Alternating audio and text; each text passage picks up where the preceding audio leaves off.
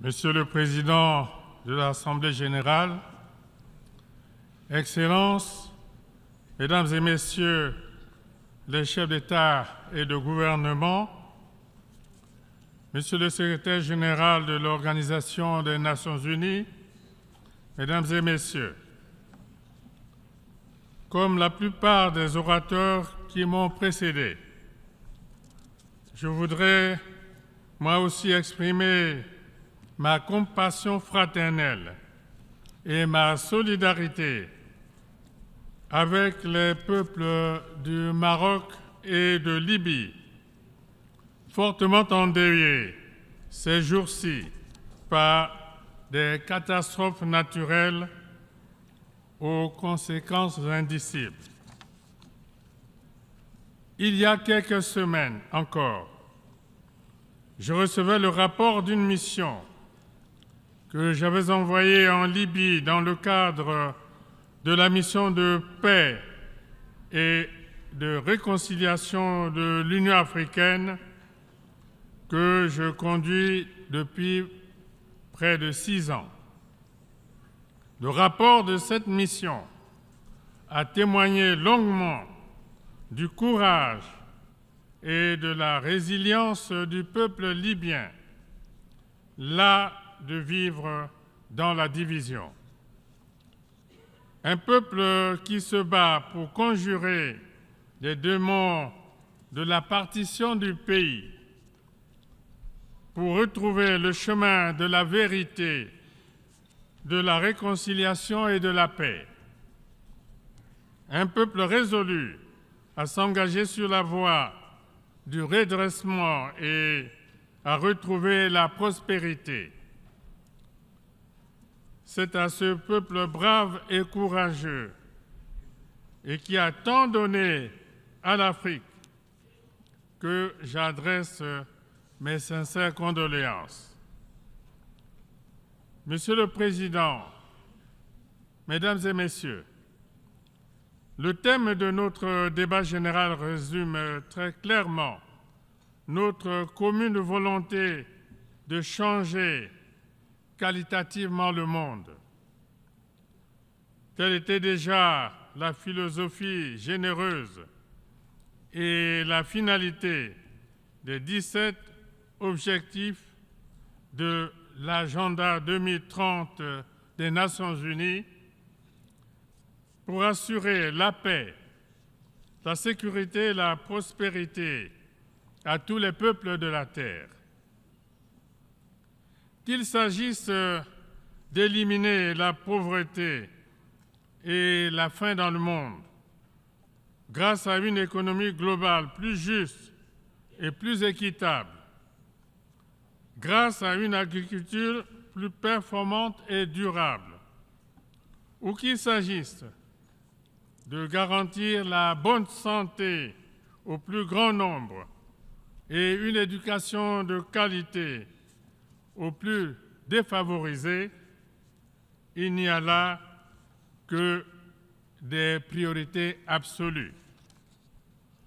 Tout comme le sont aussi, entre autres, la fourniture de l'eau et de l'électricité aux couches sociales les plus larges, la construction des infrastructures routières, ferroviaires, portuaires, aéroportuaires et énergétiques pour relier entre eux des pans de territoire, des pays, des régions et des sous-régions.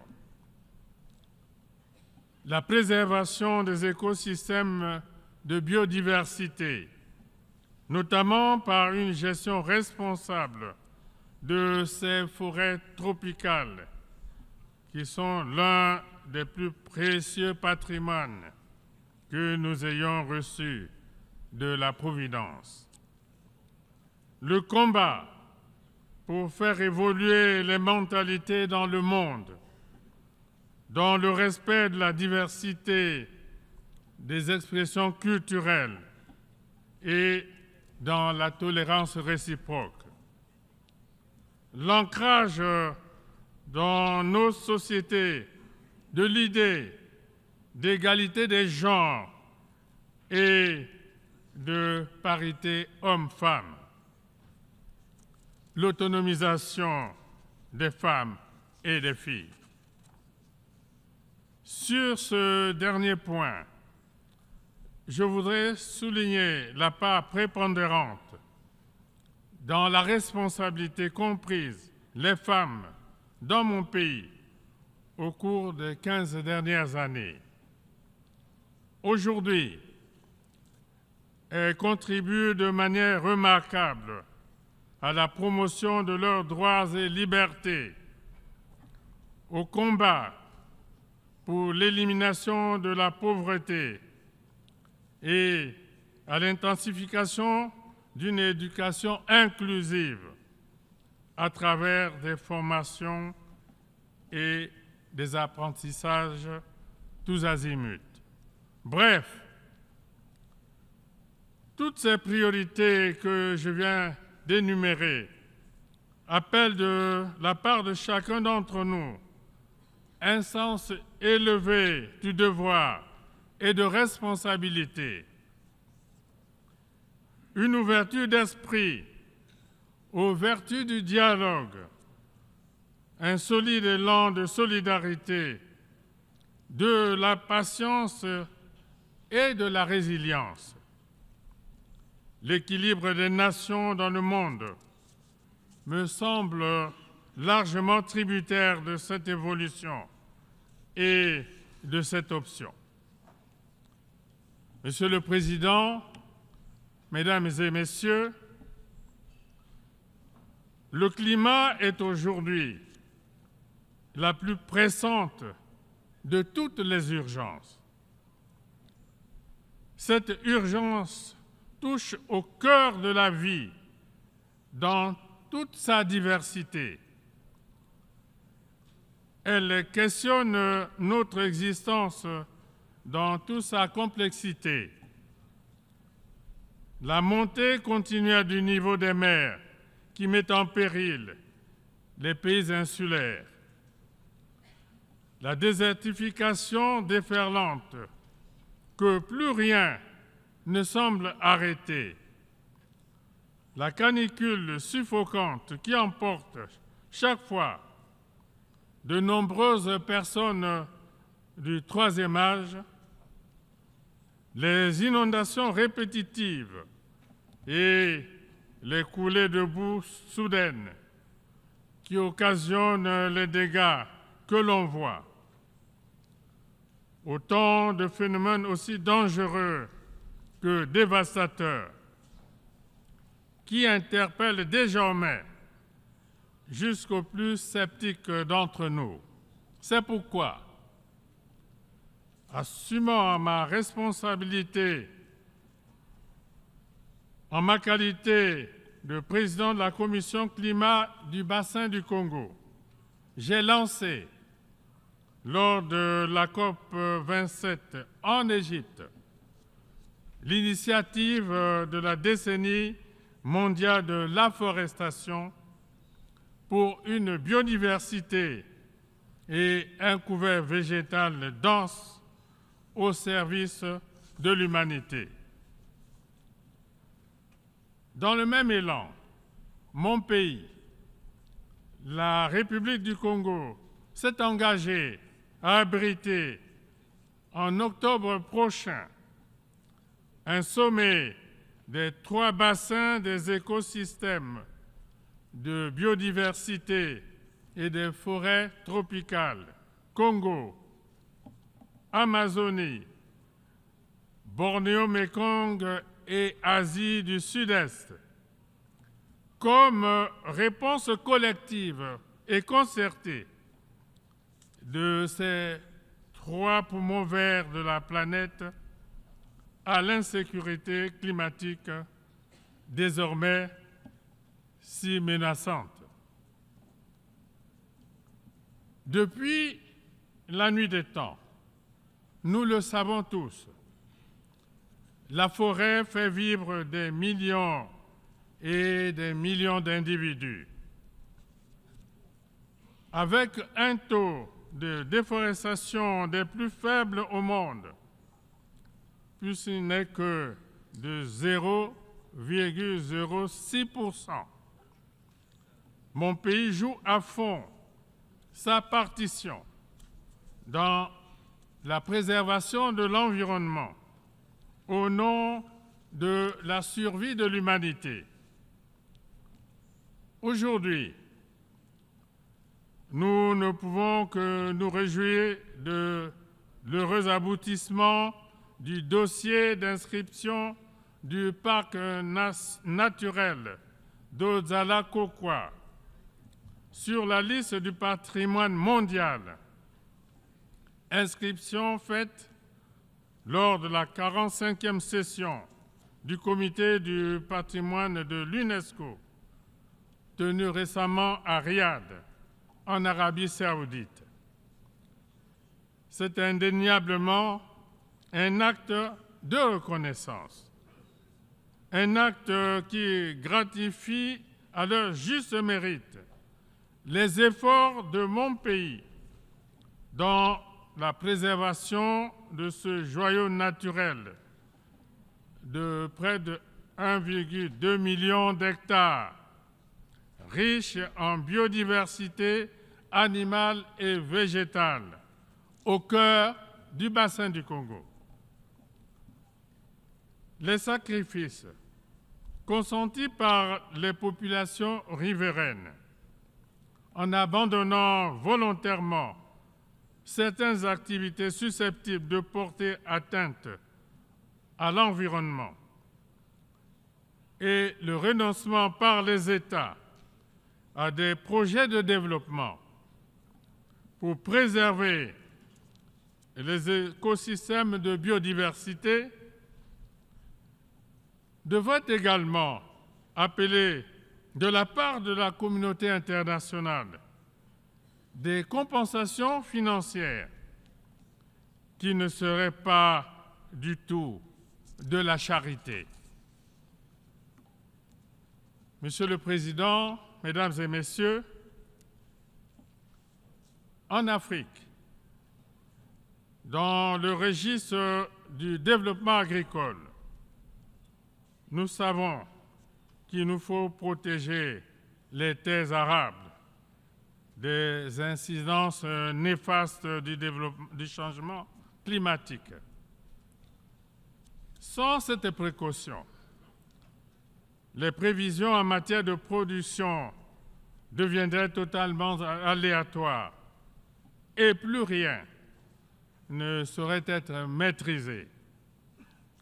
La responsabilité des dirigeants que nous sommes est écrasante à ce sujet. En effet, avec une population qui pourrait avoisiner les 2 milliards d'habitants en 2050, l'Afrique doit dès à présent opérer un bond qualitatif pour disposer demain d'une nourriture suffisante et de qualité et conjurer à tout jamais le spectre de la famine et de l'exode de ces populations. L'Afrique a urgemment besoin d'une agriculture moderne, soutenue notamment par des dispositifs performants d'irrigation et de mécanisation.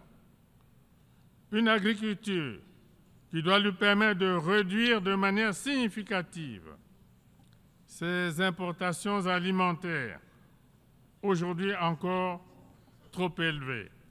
C'est pourquoi j'en appelle à des partenariats techniques et financiers efficients pour des avancées substantielles dans ce secteur. L'Afrique n'a nullement besoin de ces partenariats sous-tendus par des aides publiques au développement, politiquement orientées et synonymes d'aumône organisée.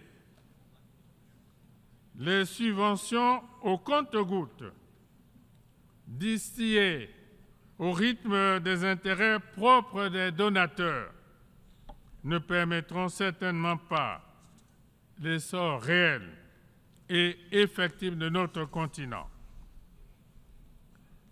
Monsieur le Président, Mesdames et Messieurs, la présente session de l'Assemblée générale se tient alors que les guerres et autres conflits armés font rage dans le monde. C'est ici le lieu de marteler une fois de plus qu'aucun progrès marquant ne sera possible sur aucun continent et dans aucun pays sans la paix.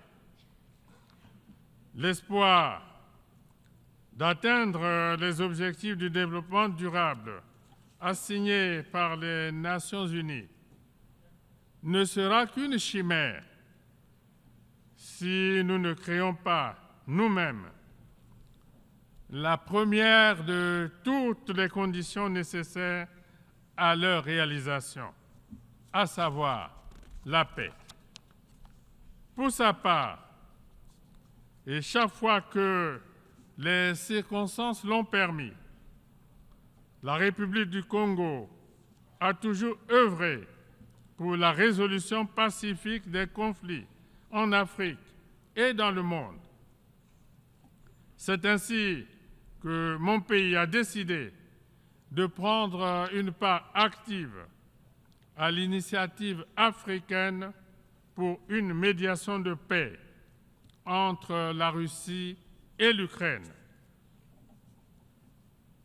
En raison du risque de guerre généralisée que ces événements font peser sur le monde, non seulement les deux protagonistes dans ce conflit, mais également les puissances étrangères qui peuvent influencer le cours des événements dans le sens de la paix, tous devraient tempérer leurs ardeurs, cesser d'attiser les braises et s'engager sans délai dans des négociations de paix, des négociations justes, sincères et équitables. Le monde a urgemment besoin de ces négociations pour éviter que les affrontements en cours, déjà si dévastateurs, n'aillent encore crescendo et fassent basculer l'humanité dans ce qui pourrait être un cataclysme irrémédiable, c'est-à-dire une guerre totale et qui échapperait au contrôle des grandes puissances elles-mêmes. Je reste persuadé que les sages recommandations formulées par l'Afrique pour restaurer la paix entre l'Ukraine et la Russie finiront par être prises en compte. Monsieur le Président, Mesdames et Messieurs, en ma qualité de président du comité de haut niveau de l'Union africaine sur la Libye, je ne peux passer sous silence devant l'auguste assemblée que vous constituez la situation dramatique que ce pays vit depuis 2011. Une situation pour laquelle je m'investis sans compter au nom de l'Union africaine. Les efforts de paix consentis dans le cadre de cet épineux dossier se sont encore poursuivis récemment, en juillet 2023, dans le cadre d'une réunion de réconciliation qui a eu lieu à Brazzaville, dans mon pays, et qui a permis à plusieurs acteurs représentant l'essentiel des sensibilités politiques et sociales libyennes, de s'asseoir à la même table. Tout a été fait pour amener les protagonistes à transcender leurs divergences et à rapprocher leur compréhension des défis de la Libye de demain. La conférence de réconciliation interlibyenne que vise la médiation que je préside n'aura de sens que si elle est inclusive, constructive et consensuelle. Elle doit permettre à nos frères et sœurs libyens de renouer avec la vertu du dialogue en cessant de se regarder en chien de faïence, d'apprendre à se pardonner et de donner la prépondérance à la justice, soubassement de l'état de droit dont ils sont appelés à écrire l'histoire. J'en appelle, une fois encore, à l'accompagnement de la communauté internationale, à commencer par les pays de la sous-région et les organisations qui les regroupent, sans oublier les pays dits du quartet, en vue d'un soutien concret à nos efforts afin d'ouvrir une perspective solide et crédible à la résolution définitive de cette crise qui n'a que trop duré. Monsieur le Président, Mesdames et Messieurs, face à l'unilatéralisme qui ronge dangereusement les fondations du bel édifice que tant de générations se sont employées à bâtir depuis 1945, la République du Congo, par ma voix, réaffirme son engagement en faveur du multilatéralisme, gage de justice dans les relations internationales, d'équilibre, d'équité, de paix et de coopération pour un développement partagé. Le multilatéralisme, nous le savons tous, ne peut prospérer que dans un système global juste et équitable. Un système qui soit à l'image non plus des fantasmes du passé, mais des évolutions et des réalités de notre temps. D'où l'impérieuse nécessité de réformer son outil de référence qu'est le Conseil de sécurité des Nations unies, afin d'assurer une représentation plus juste de tous les continents et de tous les peuples du monde. Sur ce chantier, l'Afrique a une position commune, une position conciliante et consensuelle, scellée à Ezulvini, que mon pays n'a jamais cessé de défendre, et ce, depuis plus d'une décennie.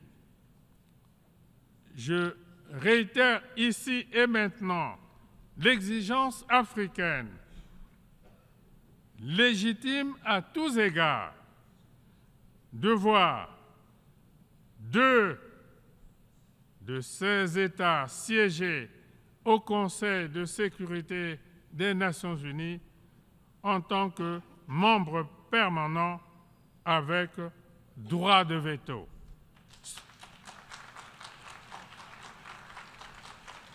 Ce ne serait que justice devant l'histoire, et je vous remercie.